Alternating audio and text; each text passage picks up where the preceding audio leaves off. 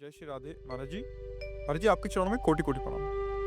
प्रभु, परिवार का ही एक महत्वपूर्ण सदस्य अनैतिक मार्ग पर चल रहा है। बहुत समझा, अनैतिक मार्ग पर कौन? परिवार का अगर कोई एक ऐसा सदस्य हो जो अनैतिक मार्ग पर चल रहा है और बहुत समझाने पे भी वो नहीं आपका समझ रहा, अधिकार क्या है समझाने का? मतलब ये पूछना पड़ेगा ना, कौन है? मेरे पति हैं। हाँ, वो कोई सदस्य नहीं है, वो आपके अर्धांग हैं, आपके निज जन। उनको सदस्य में नहीं बोलते हो तो मतलब इसीलिए हमने पूछा है खुल करके, क्योंकि सदस्य से तो हम पति पत्नी अलग हो गए, तो परिवार का सदस्य नहीं मान रहा है तो हम उससे अलग हो सकते हैं, लेकिन पति से तो क्या ऐसी बात है जो आपके पति आपके समझाने पर नहीं समझ रहे? मेरे बहुत प्रयासों के बाद वो शुद्ध क्या? थे, पाप आचरण को छोड़ने के तैयार नहीं हो रहे और बहुत समझाते तो हमें ही शत्रु। क्या पाप आचरण? क्या वो व्यभिचार करते हैं, अन्य स्त्री से संपर्क रखते हैं? व्यभिचार, मांस मदिरा, हर तरह की चीज। तो आजकल के नए बच्चों का जो संस्कार बन रहा है, तो ये शिकायत तो बनती ही रहेगी।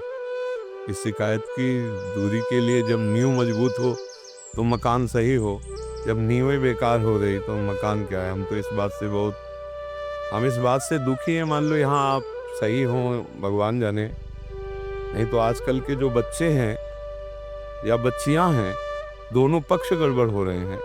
हम कई बार चीख के बात कर रहे हैं कि ये जो गर्लफ्रेंड, जो बॉयफ्रेंड, ये जो लिव इन रिलेशन, ये जो व्यभिचार का बढ़ावा हमारे समाज में, कि अगर आप लड़का लड़की पसंद मतलब राजी हैं तो कोई उसको विक्षेप नहीं डाल सकता।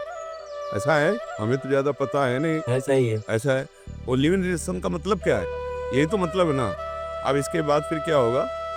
हम तो कई बार सीधी सादी भाषा में बता दिया है, जिसको अलग अलग होटलों की चाट पर गई खाने को, उसको एक रसोई का भोजन अच्छा नहीं लगेगा।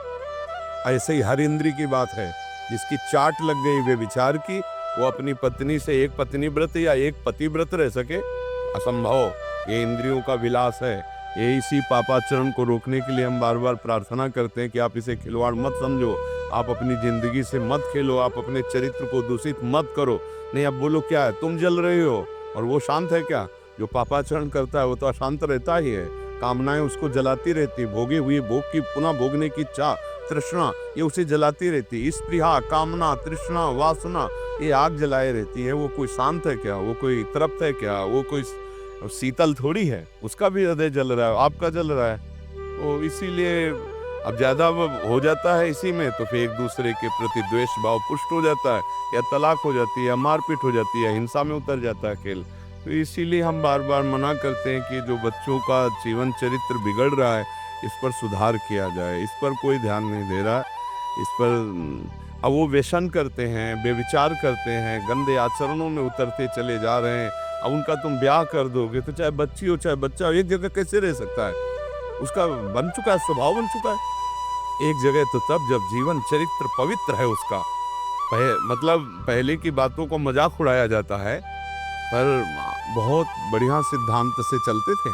जैसे गांव के लोग जाके लड़का देख के आए, लड़की देख के आए, दूल्हा लड़का नहीं देख, वो लड़का लड़की नहीं देख सकता, लड़की लड़का नहीं देख सकता। घर वाले माता पिता ने पास कर दिया, ब्याह हुआ, वो उसी समय जब पाणी ग्रहण हुआ उस समय देखा और आजीवन के लिए अपने पति को स्वीकार कर लिया।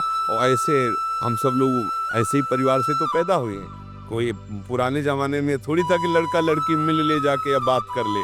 परम चरित्र पवित्र, एक बार पाणी ग्रहण पिता ने जिसके यहाँ कर दिया, कष्ट हो चाहे सुख हो, चाहे गरीब हो चाहे अमीर हो। तो इसलिए आपका चरित्र क्या है? विचार करके देखो, आपका चरित्र क्या है? बोले लव मैरिज हुआ, 1 साल बाद लव मैरिज तलाक में बदल गया। अब क्या, मान लो इसी बच्ची का दिमाग ज्यादा खराब होता चला जाए तो बस एक ही पॉइंट आएगा कि संबंध विच्छेद कर दे। यही बातें आती है। जब वो जलते तो उसका निर्णय फिर गलत हिंसा में उतर जाता है। तो इसीलिए मुझे लगता है कि बच्चा तुम अपने को संभालो।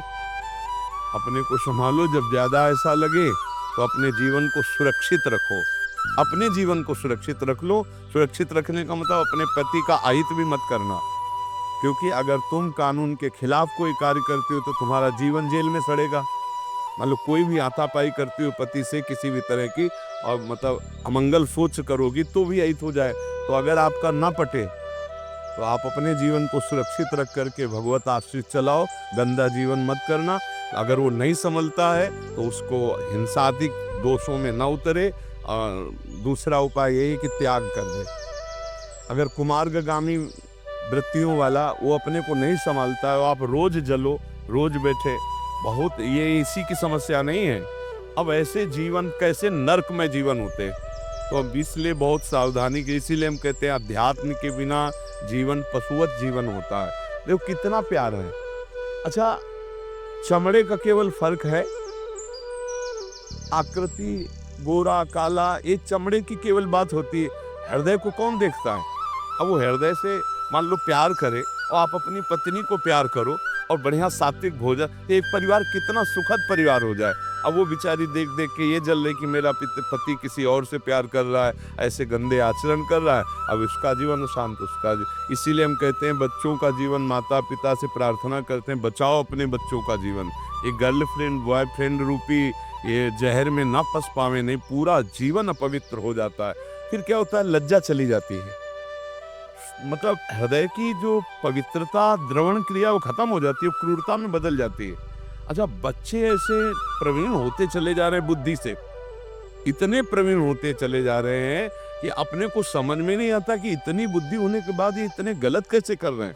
छोटे छोटे बच्चों में बड़ी प्रवीणता है, बुद्धि बहुत है, विवेक एक भी नहीं है। बचने का विवेक नहीं, फंसने का है। दूसरों को सुख देने का नहीं, दूसरों से सुख लेने का है।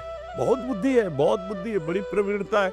हम लोग मोबाइल खोलना आज तक नहीं जानते, आज तक मोबाइल खोलना हमें नहीं आता, क्योंकि हमारे समय मोबाइल था नहीं, जिंदगी में रखा नहीं, आज तक है नहीं। और इतना छोटा बच्चा हुआ है और हमें लगता है अगर मोबाइल रखता हो तो पूरा खोल लेगा, पूरा सब सर्च कर देगा। इतना बुद्धिमान है, इतना उनकी बुद्धि तीक्ष्ण है। और अब यही मोबाइल और यही सब नष्ट कर रहे हैं। हमें इसीलिए प्रार्थना है, शराब मत पियो, मांस मत खाओ, पराई स्त्री से व्यभिचार मत करो। तुम्हारा मन केवल गलत कह रहा है कि किसी में और सुख है, जो तुम्हारी पत्नी में सुख नहीं है तो विश्व में कहीं सुख नहीं है, क्योंकि बना तो शरीर वैसे ही ढांचा बना है। थोड़ा विवेक का प्रयोग करो। प्यार में सुख है, जब जिससे हमें प्यार होता है उससे जब हम देखते हैं, उससे जब हम मिलते हैं तो उससे सुख लगता है। ये व्यभिचार में थोड़ी सुख है। पशुओं के राक्षसों की बुद्धि लोग धारण किए। अरे अपना बच्चा, अपनी पत्नी, अपना परिवार, जब हम उसे प्यार करते हैं ना तो प्यार में सुख है। अपने बच्चे को देखो, पशु भी प्यार करता है। तो हमें लगता है कि ये जो आजकल प्यार को वासना में उतार दिया गया है, वो समझ नहीं। प्यार का मतलब समझ रहे हैं, आप हमसे प्यार करते हो मतलब हमारी वासनाओं की पूर्ति करो। हम आपसे प्यार करते हैं मतलब हमारी वासनाओं की पूर्ति, वासना की पूर्ति प्यार नहीं है। अपने को न्यौछावर करना प्यार, प्यारे के सुख में सुखी रहना प्यार। अब ये कैसे लोग समझेंगे? तो हमारी तो यही प्रार्थना, बच्चा भगवान का नाम जप करो, जहाँ तक हो सके तहाँ तक चलाओ। जब ना चले तो कुछ क्रोध करके हिंसादि वृत्तियां ना अपने लिए ना उनके लिए, अलग अलग होकर अपना भजन करो। यही उपाय बच्चा। और तो फिर आगे ज्यादा क्रोध में फंस जाओगी तो फिर यही हो जाता है, हिंसादिक दोष हो जाते हैं।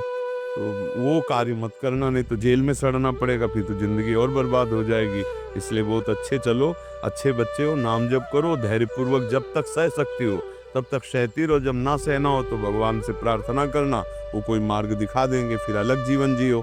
लेकिन हिंसादि वृत्ति ना अपनावे, क्योंकि ये बहुत दुर्गति वाला है। परलोक में भी दुर्गति और यहाँ भी दुर्गति, इसलिए बहुत सावधानी से चले।